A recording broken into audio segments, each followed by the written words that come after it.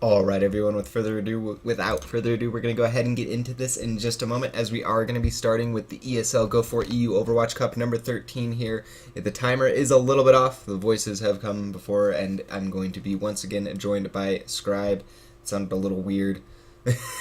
Early morning things being said, but that's okay. Yeah, I mean, we're here now. I moved. I'm in a place where I can be in my room and cast finally, so that feels good. A good deal. Titles should be good to go. When team's ready, we can go ahead and start. We'll just get right into this, guys. We will be starting off with Konnaboiss versus DV8. This is actually an interesting match for me myself, personally, because we were going to go to a different match originally, and I didn't update you about the script, but somebody I'd done some work for a while back for casting, a guy by the name of Mythic. He ran a smaller tournament. It was called the Superstar League. He ran his own thing. He's hopefully planning on doing another one in the future, but anyways, he's decent player, turns out he's a top 500 player, turns out he likes to play competitive Overwatch, and turns out he's got a team. So he went ahead and asked that, cover the game, see how they're doing and stuff. But apparently the match that they're going up against, DV8 is supposed to be a pretty strong team according to what he's saying. So scrims, whatever it is, DV8 should be a pretty good opponent for them, / they're looking as DV8 should be a strong opponent to them. So definitely going to be an exciting best of one here on Kings of Row, I think, no matter what. Yeah, no, and I agree, and I'm definitely excited to cast more of Kings of Row. Definitely like this map a lot. I think there's a lot of options for the offense to break through this first point. Has a lot of very interesting positioning by defense on the first point as well. So I think there's going to be a lot to talk about. I'm definitely excited. Well, we'll go ahead and get straight into the introduction so we can talk about it. Mythic, the man, the myth, the legend himself. Definitely excited to see him play, as he's always been sitting there giving me information, but now I get to cast him play, as it is going to be Make's teammate picking up the McCree. We are going to have Ty now picking up a Reinhardt. We have Wesku going to be picking up the Zenyatta, Limp going to be picking up the Zarya, and last but not least is Nitro is going to be picking up a Reaper. And on the other side, we have Deeds on Zenyatta, Olar on Reinhardt, Freak Day on McCree, Gog on Reaper, on Zarya, and Smokahontas on Lucio. Well, we'll see what this is Hefs. Hefs, I guess we're just going to call him Hefs.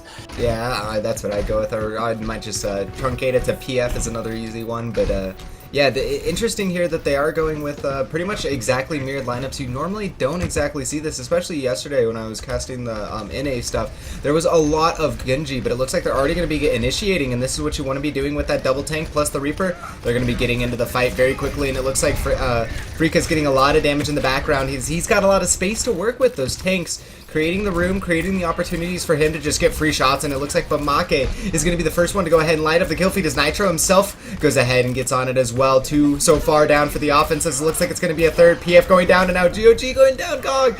No, not what wanted to happen, as he turned the corner, ate a Peacekeeper bullet to the face, and regretted looking past that bus. Yeah, I mean, the initial push by the offense seemed kind of questionable in the fact that they didn't really seem like they were trying to go in. They didn't really have an intention to like engage immediately, and they didn't really look like they were slow pushing the point either, or taking advantage of like a statue. But now we're going to go in for the hopeful engagement. This is just another one where they're not checking Nitro in the flank right now. Nitro is getting a lot of good damage. A Wraith forms out, grabs a Halpack, and right now they can just cut out the rest of this fight.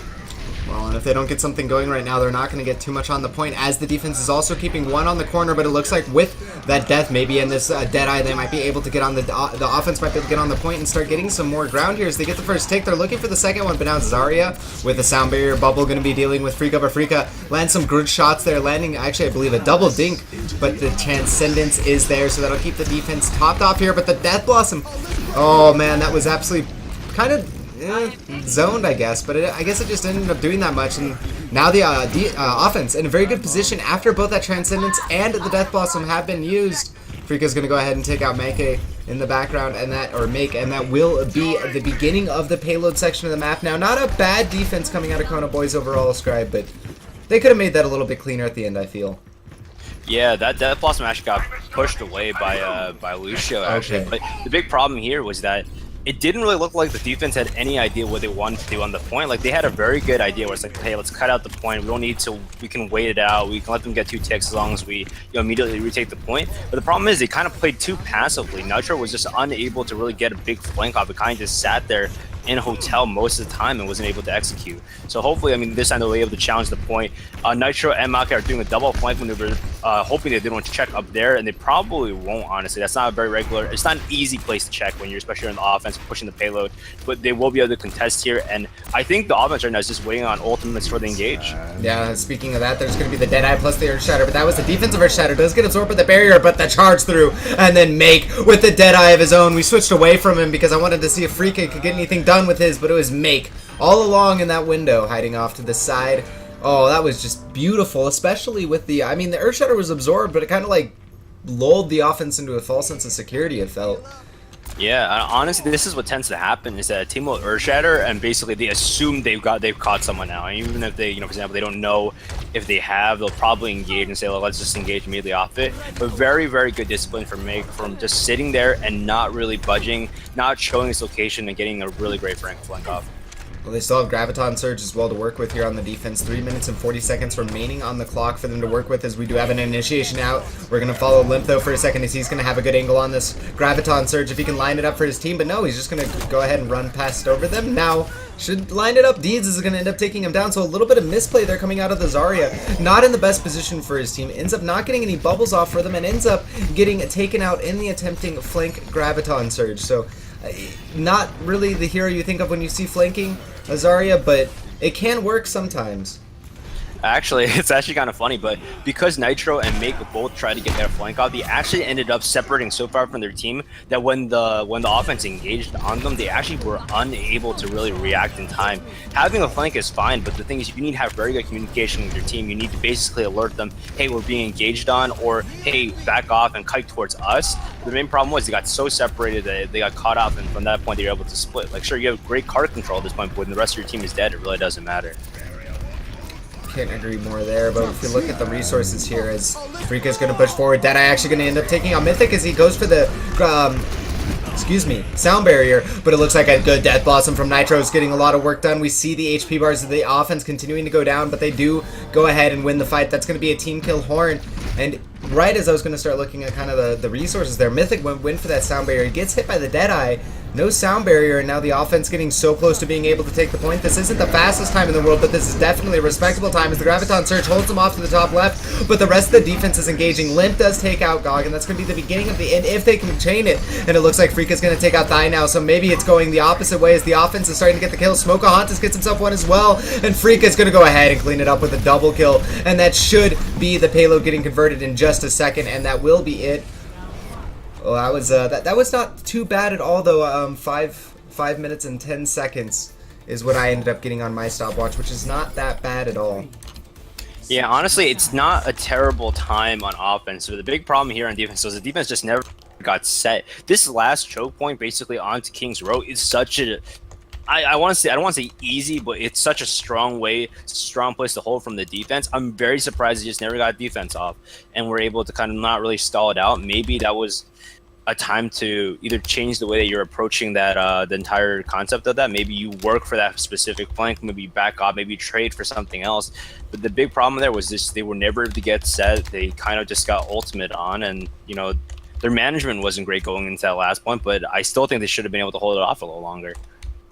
Yeah, and also, I feel like you said a lot, that whole flanking play, like, it's so high risk, high reward. I just feel like on the Streets phase of the defense on King's Row, I just feel like there's so much natural position advantage to the defense, especially because the offense is going to have to be going down those long corridors, down those like hallways basically to you. And yeah, there are 3 flanking routes, but all of them can be easily subdivided into, far right side, the main push, and then the left side. And if you can, set up your defense respectively, you can easily put lines of fire down those corridors. So I don't personally agree with that kind of very aggressive play on that section of the map, but at the same time, there are teams who do similar things to that and it works out for them. I mean, Colorado Clutch is one team that lately has been doing a lot of aggressive things on defense. So, yeah, I think honestly being aggressive on defense is good because it sets the tempo. It basically forces the enemy team, especially on payload maps where they have the escort, it basically forces them to play aggressive as well to counteract or play defensive, in which case you actually win as a defense, because an offense that plays defensive means they're cutting less time off their actual time, so they're actually increasing the amount of time it takes for them to escort. So it's kind of a win-win situation. But on the offense here, we do see, the Tracer Genji, which is, the serious DICOM. They do have that Winston to help him and engage. And I think those three need to engage together. If any of them kind of engages out of sync, watch the defense to pick them off, maybe with a flashbang or something. Yeah, and even if they're not out of position, they can just eat shurikens, some blasts from those pistols, and a dash, and that's probably going to be it right there as Nitro and Wes both get opening kills. Limp will get charged. He might end up surviving this, but no, will go down to the hammer swing, but honestly, I don't know if it's enough. The Reinhardt feeling very, very happy about his prize, but he's going to have to walk home to no one, as everyone is in the spawn room. There is no one left alive. And they're going to have to reset up in the streets phase. 50 seconds used up here to start off the map. We have 4:20 left on the clock for the offense to continue here as the side of Konnaboiss looks to redeem themselves after honestly a very good start to their defense, and then it kind of bled down for them. It felt like their momentum. Yeah, honestly, very smart from, I think, Make on the flank there. That's actually something a lot of Tracers don't abuse enough. The fact that you can get behind the enemy team so easily, especially if you blink forward and not really give them much line of sight. That's actually really smart. Meanwhile, Nitro on the big flank here, trying to catch some people off. As long as he stays alive, I think he's in a good position right now. But Limp goes down to Gog, which, puts a lot of, tankiness down and forces the offense to play a little safer. Great Graviton search from the offense. I was going to say that could be pretty devastating. They end up using a Transcendence here, and it looks like they're going to use their own Graviton Surge, trying to set up off the back of this. I don't know if I necessarily agree with that because they lost their DPS off the bat. They do, of course, have Make, and they could have landed that Pulse Bomb, but I also feel weird about Limp staying here on this Winston, but he's going to go ahead and do so. They feel like that's necessary, but they do have a Dragon Blade. Amongst all of this indecision that's going on, there is going to be that ultimate available, so if they could line it up, they could, of course, just wipe the team out right here, but there's a Transcendence, there's a Sound Barrier, there's so many tools available. Freaka takes out Mythic in the end, too. Pulse Bomb goes out, not going to get anything done. Flashbang not able to take out the Tracer there. And now with the Transcendence, the defense should be able to engage and reset here. Going to be eating up a total of a minute, but there's the Graviton Surge. Nitro getting caught in it. This is the opposite of what you want to happen as a Genji. When you pull out that Dragon Blade, getting caught in a Graviton Surge is the last and the worst feeling that can possibly happen, but that will be the end of that offense. And right now, I feel like Konnaboiss Scribe really has to get their act together. They're not. It doesn't feel like there's a necessary maybe there is a game plan for it at the beginning, but it seems to be something goes wrong and then they completely scrap it, or things are a little bit wishy-washy. It feels. Yeah, I'm kind of surprised Limp is still on the Winston because the Winston hasn't really been doing what it wants to do. I think for some reason, I feel like this team just keeps on wanting to pull out the flank there because Limp is in the background. But, a great Graviton Surge from the offense, keeping everything together, but there's just so much damage mitigation right now. Zarya is at almost full charge, and this is honestly not the best Graviton Surge in the world. So hopefully this battle goes well for the defense. Well, I mean, we'll find now. Mythic's going to end up getting shredded down, and it's really hard to survive as a Lucio under a concentrated fire from a Zarya, let alone when you have a Discord Orb on you. Speak of Limp on that question, and now Zenyatta, they're in the menu right now for the Zarya, lobbing away, looking for that kill, trying to get that extra frag, but it doesn't look like it's going to happen here for the Zarya, but the time on the clock is starting to get scary here as the offense needs to figure something out quickly. But they will. Oh, sorry, go ahead.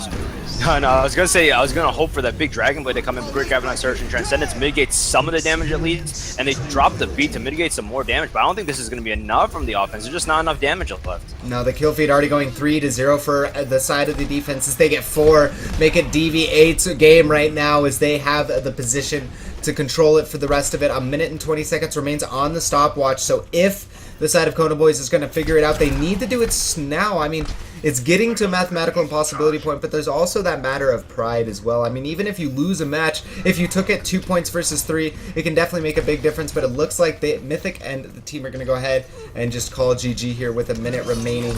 And that was a super close match nonetheless in some respects, but I just felt like the defense, it started off really well from Konnaboiss in my opinion. Maybe it was a shakiness, maybe a little bit of jitters at the beginning for DV8, but at the same time it kind of felt like it deteriorated a little bit throughout the match there for Konnaboiss, because they had, it looked like strategies, execution ideas going there, but just not executed to the best.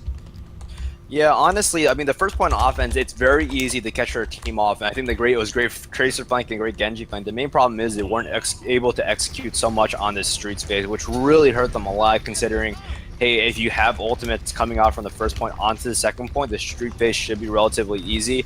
The main part is they just kept getting caught up by very good Graviton surges from the defense. And I mean, this is kind of one of the examples. The defense just was able to manage the ultimate so well and mitigate so much of the upper damage that the offense could exert. And I think that's honestly a lot of props on the defense for being so, cognizant of when to use their ultimates and everything like that, because that's something you don't really see a lot, or that's something a lot of people just don't mention, right? In respect to why an offense can't push through. Well, and especially against a Genji, I think that you bring that up because a Genji himself, I mean, you have to have a Transcendence, you have to have a Sound Barrier, Dragon Blade, it's just GG. But Make gonna go ahead and get himself a double kill Deadeye as they continue to push forward here. Wesq gonna go ahead and take out Smokeahontas, and it looks like after the time is gone and the pressure is off their backs, maybe Konnaboiss performing a little bit better there. Also, do note that they do have some momentum, of course, from previous fights, but that being said, I mean, this kind of feels like that execution was a very good one compared to some of the earlier executions on their actual offense for this map. Yeah, and I agree, but it's kind of unfortunate they kind of let it go this far where they weren't able to really execute with Nitro's Dragon Blade, because I think in the matter of fact, when you play with Genji comps, you have to build around the Genji, and that's one of the big weaknesses of a comp like that, right? Is that at the end of the day, your win condition is Genji getting like a big Dragon Blade off, catching off some squishier targets in the background. But when people know it's coming and it's not a surprise anymore, and you aren't able to execute with the rest of your team, provide follow-up, provide a defensive ultimate to give him more health, or even just to mitigate initial damage or stop like for example a flashbang or something like that, Genji just kind of ends up being super squishy and is able to take him down really easily. So that's kind of the feast or famine nature of running a Genji comp, and that's why I think the offense didn't really execute that well. They just didn't have enough consistent damage to counter the defense. Yeah, no, I can definitely get on board with that, and also I definitely can get on board a little bit with assigning some of the blame also to execution. I definitely agree with that analysis. Deadeye going to be coming out here from Freak Guys. He's going to end up taking a Wez on the Bastion. The cheeky tactics not working for them here, as it looks like the side of DV8 is going to go ahead and just light up here with the kill feed, with their play.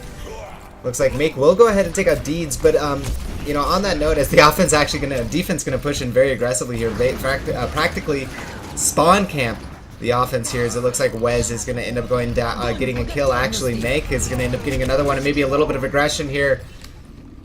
Having a little bit too much fun as the defense as they push in all the way to the spawn. But what I did want to say off the back of that is I really do feel like it comes down to a lot also, like you say, like the feast or famine, and that comes from if you're not building your lineup properly, but if you're mis-executing. Dragon Blade is such a long charge time.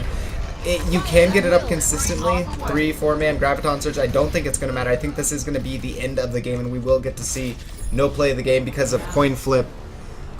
But that's okay, because next season will be, these payload matches are going to be so long to cast with next season. I'm kind of both excited for it, but at the same time, it's going to be a different experience, because the payloads, and of course they're going to be using the time bank system, so we will be using a pseudo stopwatch system. Yeah, I'm definitely excited.